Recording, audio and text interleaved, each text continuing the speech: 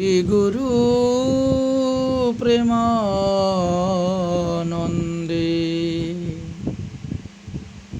নিতাই গৌর সীতানা হরি হরি বল। গুরুবে গৌরচন্দ্রায় রাধিকায় তদালয়ে কৃষ্ণায় কৃষ্ণ ভক্তায় তদ্ভক্তায় নমো নমঃ। সুধী ভক্তবৃন্দগণ, অদ্য 29শে আশ্বিন 1428 বঙ্গাব্দ, 16ই অক্টোবর 2021 শনিবার। আজকের এই দিবস হইতে নিয়ম সেবা আরম্ভ বা কার্তিক ব্রত আরম্ভ বা দামোদর ব্রত বলে থাকেন। আজকের এই তিথিকে বলা হয়েছে পাপাঙ্কুশা একাদশী। এই একাদশী ব্রত হইতেই নিয়ম সেবা আরম্ভ হয়। তাহলে প্রথমত আমরা শ্রী শ্রী পাপাঙ্কুশা একাদশীর মাহাত্ম্য কথা আলোচনা করব। তারপরে দামোদর মাসের মহিমা, কার্তিক ব্রতের মহিমা বা নিয়ম সেবা কিভাবে পালনীয় করণীয় ইত্যাদি বিষয়ে আমরা আলোচনা করব। আসুন তাহলে আমরা একাদশীর মাহাত্ম্য কথাটা প্রথমে আস্বাদন করে নেই, যেহেতু আজকে একাদশী ব্রত। সুতমুনি বলিলেন, হে ঋষিগণ, এই একাদশী ব্রত করলে সর্বাভীষ্ট ফল প্রাপ্ত হয়।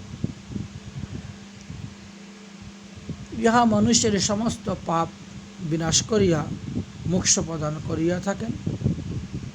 বৃহৎ নারদীয় পুরাণের 21 অধ্যায়ের 243 নং পৃষ্ঠাতে একটি পৌরাণিক কাহিনী আছে, সেটা তোমাকে বলিতেছি, শ্রবণ করো।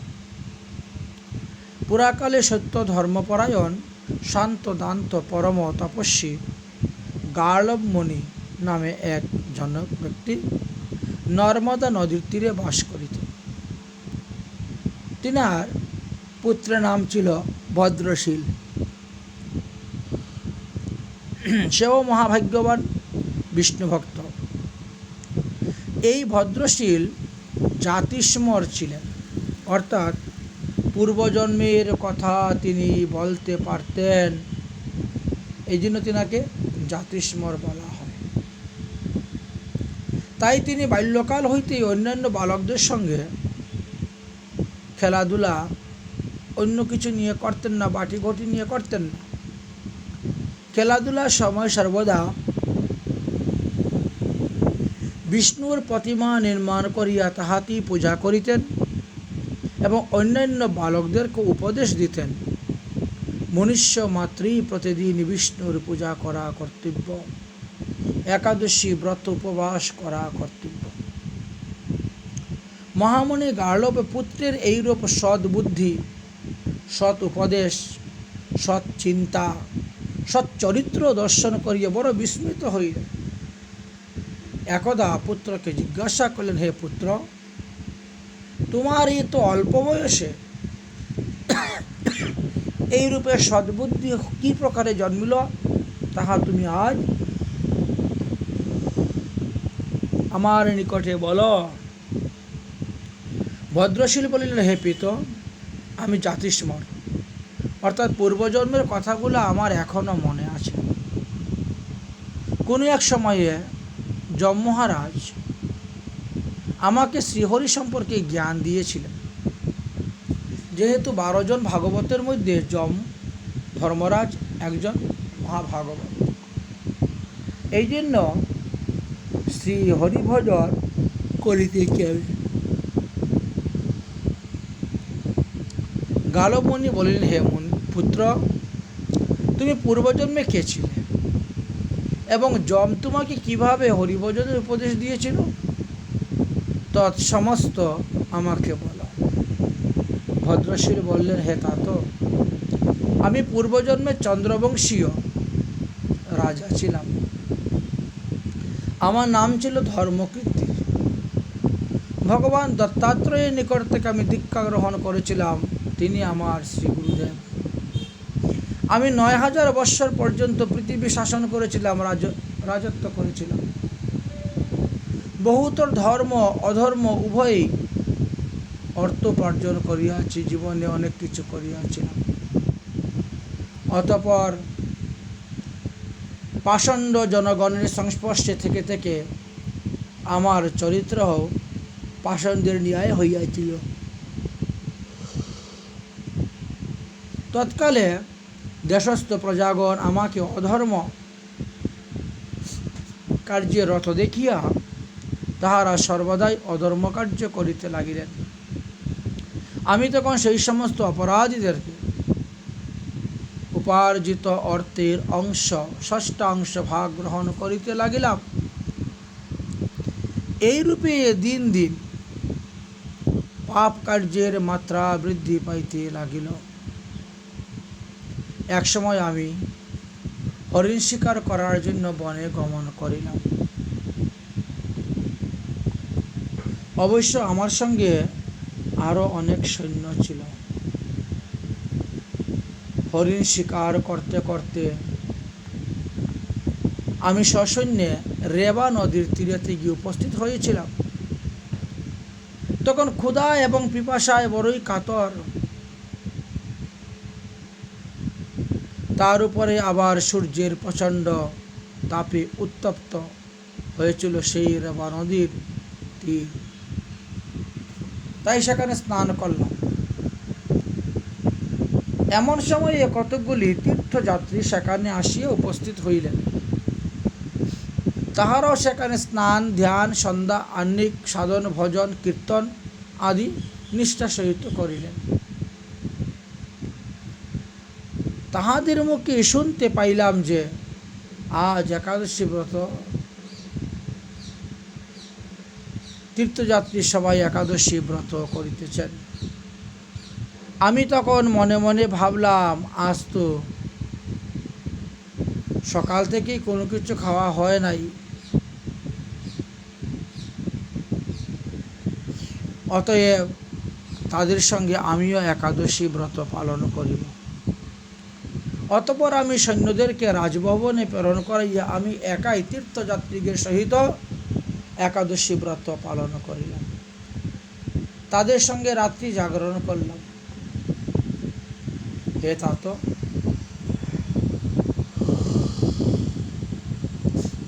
একে তো আমি হরিণের পিছনে পিছনে দৌড়তে দৌড়তে ক্লান্ত, ক্ষুধা পিপাসায় কাতর, তার উপরে আবার উপবাস করে রাত্রি জাগরণ করলাম এবং ভোরবেলাতে হঠাৎ আমি মারা গেলাম। অতঃপর দেখলাম বৃহৎ দন্তযুক্ত ভয়ঙ্কর যমদূতগণ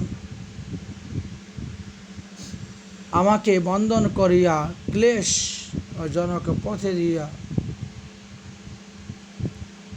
1 ঘণ্টা 36 কিলোমিটার 1 ঘণ্টা 34 মিনিটে 11,88,000 কিলোমিটার যে পথ, সেই পথ দিয়া টানিয়া লইয়া যাইতেছে।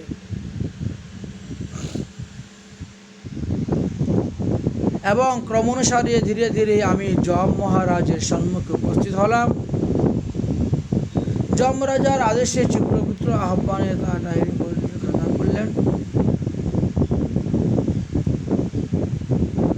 তারপরে বললেন,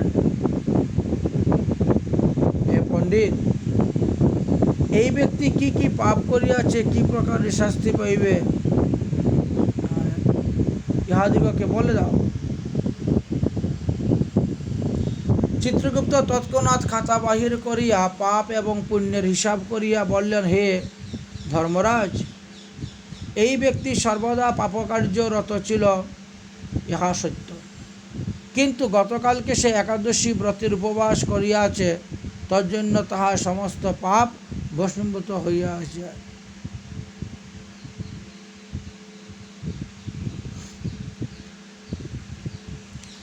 এই ব্যক্তি আশ্বিন মাসের শুক্লপক্ষের পাপাংশুক একাদশী ব্রত রেবা নদীর তীরে উদযাপন করিয়াছিলেন।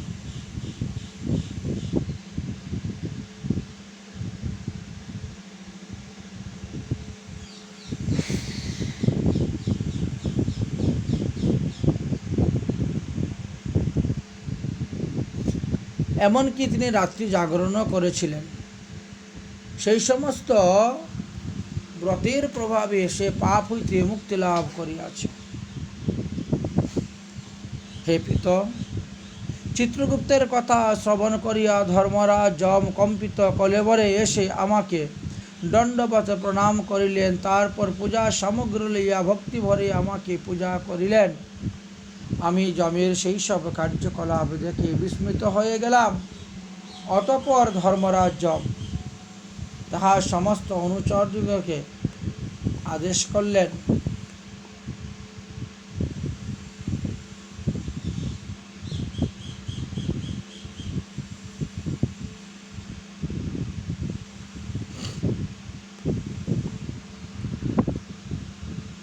হে দূতগণ, অগম্যাগমনং পাপং মিত্রদোহশ্চ পাতকম ইত্যাদি পাতকং যশ্চ যত্নবান ন পরিদৃশ্যতম।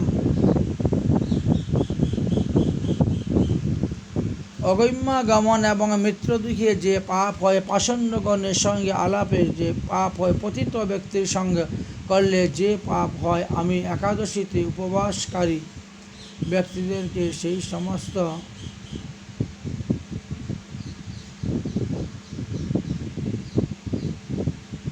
পাপ মার্জন করিলেন। হে শতানন্দ, পৃথিবীতে যে মানুষ একাদশী ব্রতের উপবাস করিবে, আমি তাহার 3 পুরুষ 3 কুলকে উদ্ধার করে দিই, সমস্ত পাপ থেকে মুক্ত করে দেই। কমল নয়ন বাসুদেব বিষ্ণু ধরণী ধরাশ্চিত শঙ্খ চক্র পানে ভব শরণামিতি তন্তি যে ভৈ তেজ্জত ভট্টম বিমুক্তম না পাপায়। হে দূতগণ, যে সকল ব্যক্তি সেই পদ্মপলাশ ভগবান শ্রীকৃষ্ণের সেবা করেন,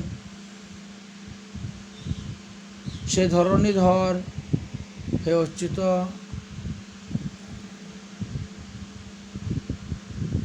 হে শঙ্খচক্রপাধি, তুমি আমার আশ্রয় স্বরূপ হও, এই বলিয়া কীর্তন করেন।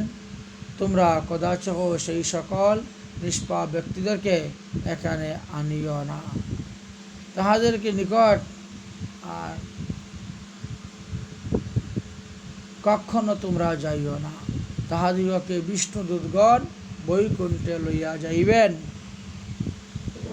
বৈষ্ণব ইয়দি ইয়দ গৃহত ভুঙ্ক্তব্যকে যেনহম বৈষ্ণব সংহতি তে অপি বহ পরিহরিজম সত্যং সঙ্গমতম কিলম। হে দূতগণ, যাহাদিকে গৃহে বৈষ্ণব ব্যক্তি ভোজন করেন,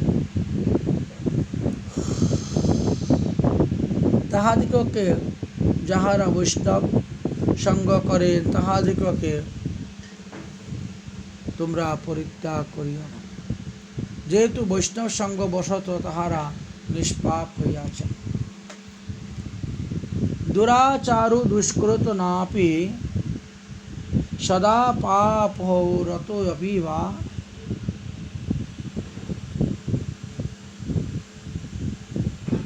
হে দূতগণ, যে মানব বিষ্ণুকে ভজন করেন, তিনি দুরাচার শুক্লাচার জ্ঞাত সর্বদাই পাপ কেন, সেই মানব বিষ্ণুকে ভজন করিবে। তুলসী কাষ্ঠ সম্ভূত যে মালা ভবতি নর তম।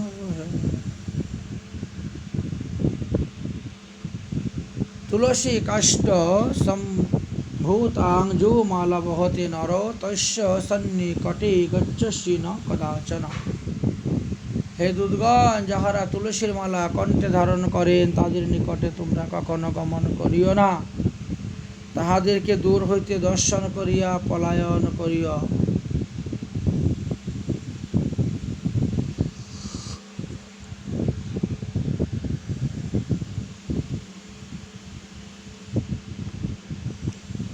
जो सिन्नति कथा विष्णुयते पठन्ते हरे सदा कुलास्योक्यतं नाभ्यलोकं गच्छन्ति ब्रह्मनाशत।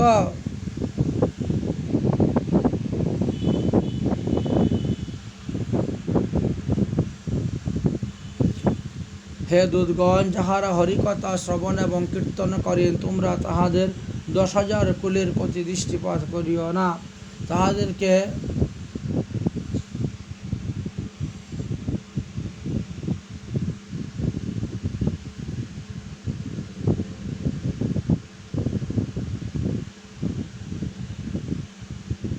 শীর্ণত যত ভালং চন্দ গোপী চন্দনম লাঞ্ছিতম জলং সিন্ধ নিবংশয়পি তেজ্জাং দূরে প্রযত্নত। হে দুধগণ, আমার বাক্য শ্রবণ করো। যাহাদের ললাটে গোপী চন্দন আদি রাধাকুণ্ড রজাদি দ্বারা অঙ্কিত প্রজ্বলিত বর্ণের ন্যায় ঊর্ধ্বপুণ্ড তিলক অতিশয় সযত্নে আছে, তাহাদেরকে দূর হইতে দণ্ডবত প্রণাম করে পরিত্যাগ করিবেন। সুগতিমভিলাষিত বাসুদেব আপি ভগবত স্পৃহান প্রস্তাব মুরা মধুবরং বশ অস্মিন প্রভাতি সংযমেন মামপি স্নেহ।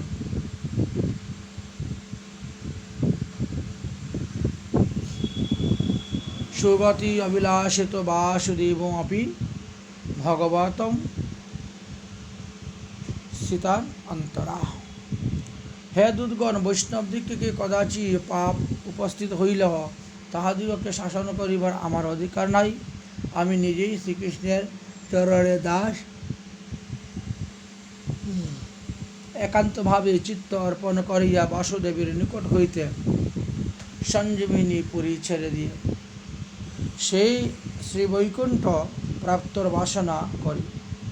হে দুধগণ, আমি স্বতন্ত্র নহি, আমি শ্রীকৃষ্ণের আরাধনা করিয়া থাকি।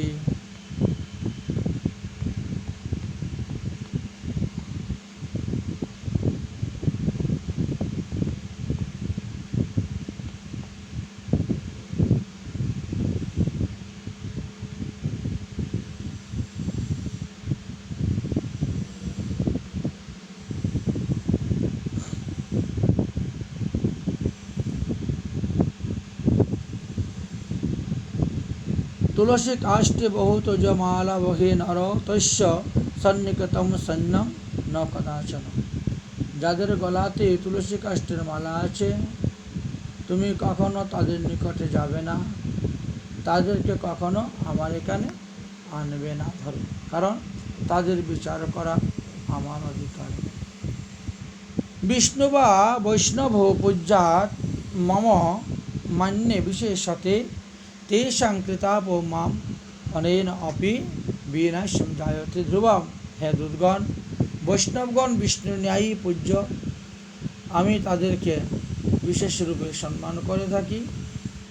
যে তাহাদিগকে অপমান করে সে নিশ্চয়ই ধ্বংসপ্রাপ্ত হয়। সর্বত্র বৈষ্ণবাং পূজ্য স্বর্গমুত্তর সাতলে বৈষ্ণবাং মনুষ্যং তীর্থং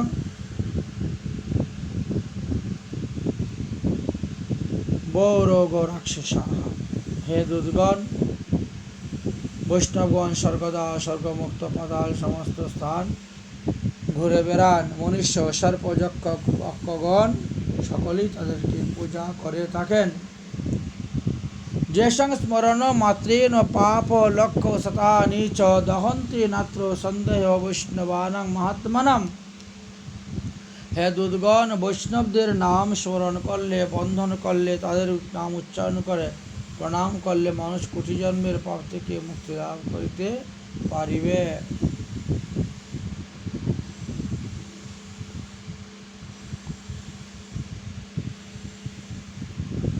যেষাং পাদরজন্যৈব প্রাপ্যেন হে জয়ন্তিং জন্ম নারদ।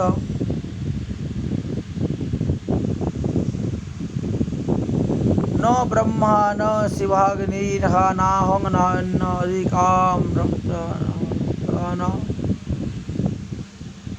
शक्तो न निग्रह कर्ता वैष्णवानां महात्मनां। हे दूतगण, ब्रह्मा विष्णु शिव इंद्र বা অন্যান্য লোক ও দেবতাগণ, এমনকি আমি ধর্মরাজ যম, আমরা সকলেই বৈষ্ণব মহাভাগবতগণকে শাসন করিতে সমর্থ নই।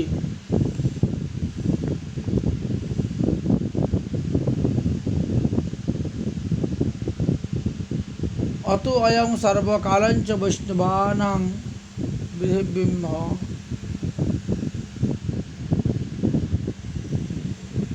যাহারা নাম সংকীর্তনের দ্বারা ভগবানকে প্রতিদিন উপাসনা করেন তাদের নিকটে যেও না। শ্রীহরি ভক্তি পরা যে চ হরি নাম পরায়ণা দুর্বৃত্ত বা সুবৃত্ত বা তেষাং নিত্যং নমঃ নমঃ।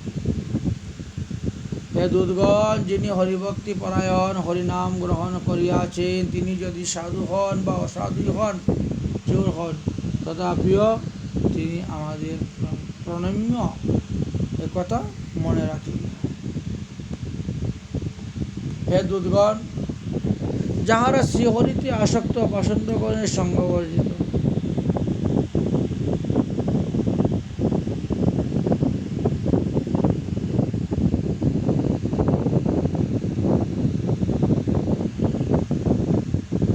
হে দূতগণ, যাহারা হরিনামেতে আসক্ত পাষণ্ডগণের সঙ্গ বর্জিত, বৈষ্ণবের প্রতি ভক্তিমান, সাধুসাঙ্গ রূপ অতিথিগণের সেবাপরায়ণ, হরিহরে সমবুদ্ধি এবং সমুদয় লোকে উপকারিতা নিয়ন্ত্রণ, তাহাদিগকে পরিত্যাগ করিয়া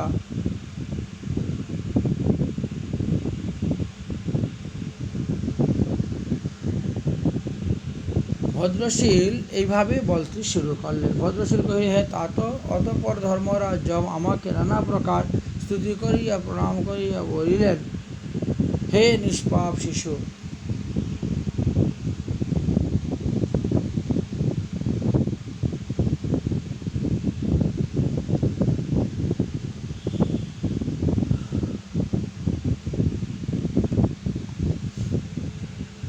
দূতের অপরাধ ক্ষমা করুন।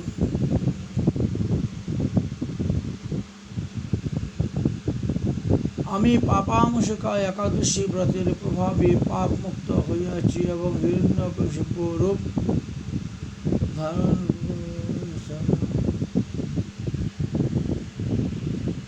হে পিত, অশ্রদ্ধা, উপবাস এবং রাত্রি জাগরণের ফলে আমি এক কল্পকাল পর্যন্ত বিষ্ণুলোকে অবস্থানপূর্বক তৎপশ্চাৎ ইন্দ্রলোকে আগমন করিলাম। সেখানে এক কল্পবার বাস করার পর অতঃপর পৃথিবীতে আসিয়া বৃহৎ বিপ্রকুলে আপন পুত্ররূপে জন্মগ্রহণ করিয়াছি। হে তাত,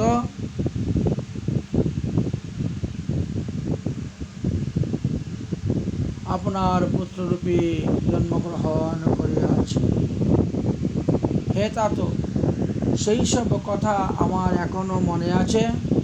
আমি এখন অশ্রদ্ধা অনিচ্ছায় যখন পূর্ব একাদশী ব্রতের ঈদৃশ্য ফল প্রাপ্ত হলাম, তখন যাহা ভক্তি সহকারে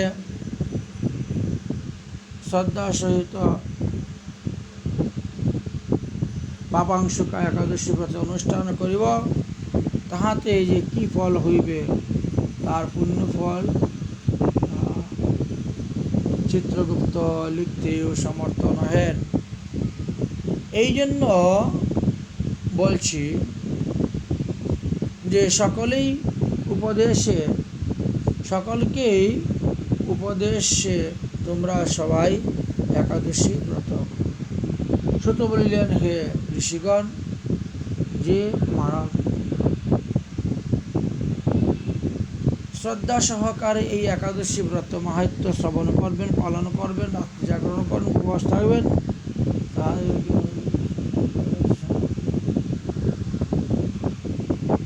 এইভাবে জাতিস্মর অবস্থায় তিনি বললেন ভদ্রশীল। তাহলে আমরা দেখতে পেলাম এই একাদশী ব্রতের প্রভাবে এমন হয় যে মাতৃগর্ভ থেকে আসা যাওয়াও আমাদের রেহাই হয়ে যায়।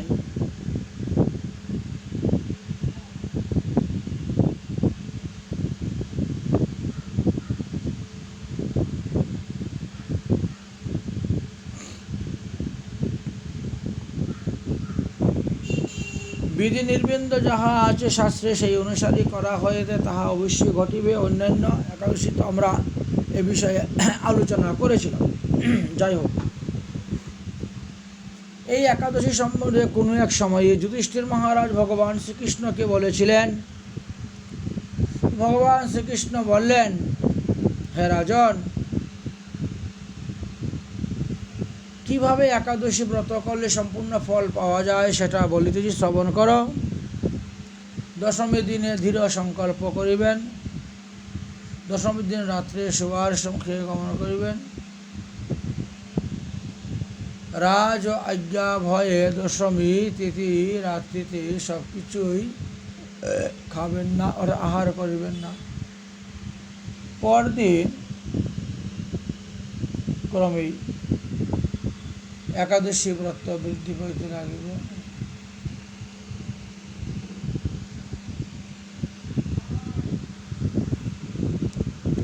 হে যুধিষ্ঠির, এক প্রকার দৃঢ় সংকল্প করিয়া সুশোভন দশমী দিবসে রাত্রে শ্বশুরালয়ে গমন করিয়াছিলেন এবং রাজাজ্ঞা ভয়ে দশমী তিথিতে রাত্রিতে কোনো কিছুই খেলেন না। পরের দিনে রমা সে ব্রত পালন করিতে লাগিলেন। ক্ষুধা এবং তৃষ্ণায় কাতর হইয়া বৃদ্ধ হয়ে গেলেন। শরীর অত্যন্ত দুর্বল হয়ে পড়ল। সুবন তথায়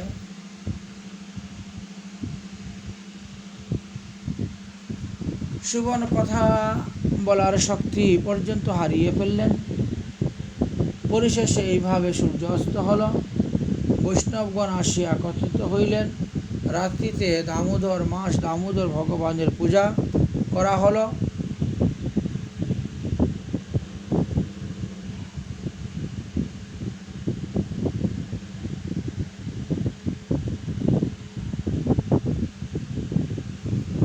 পরদিন একাদশী ব্রত পালন করিয়া ক্ষুধা এবং তৃষ্ণায় কাতর হয়ে গেলেন, বৃদ্ধি পাইতে লাগলেন। শরীর অত্যন্ত দুর্বল হয়ে পড়ল। সুবন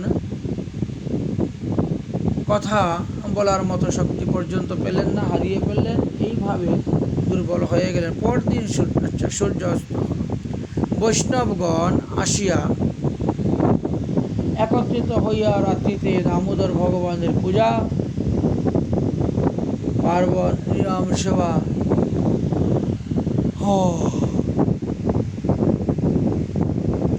পালনে বৈষ্ণবগণ মহা আনন্দের সহিত গান নৃত্য হরিকথা করিতে লাগিলেন।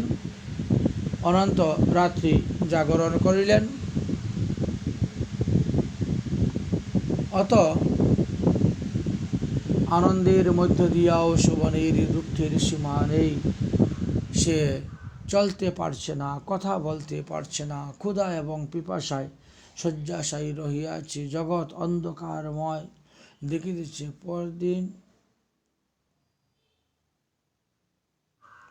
অর্থাৎ দ্বাদশী দিবসে সূর্যোদয় হওয়ার পর সুবন সঙ্গে সঙ্গে মারা গেলেন। রাজা মুচুকুন্দ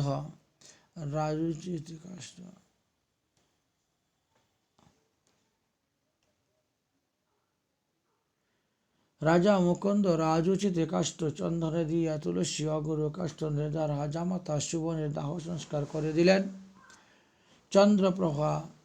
চন্দ্রভাগা স্বামীর সহিত সহমিতা হলেন না। চন্দ্রভাগা পতির পরলৌকিক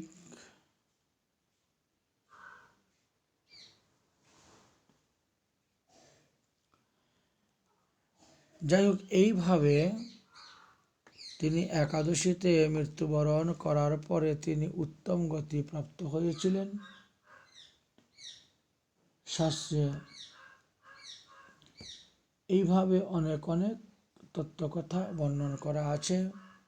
তাহলে আমরা দেখতে পেলাম এই যে ব্রত, একটি একাদশী ব্রত করলে মানুষ বহু জন্মের অপরাধ থেকে মুক্তি লাভ হয়ে নিত্যধাম প্রাপ্ত হইতে পারে। এই উত্তম মহিমার কথা আমরা আস্বাদন করলাম। বলো একাদশী মহারানী কি জয়।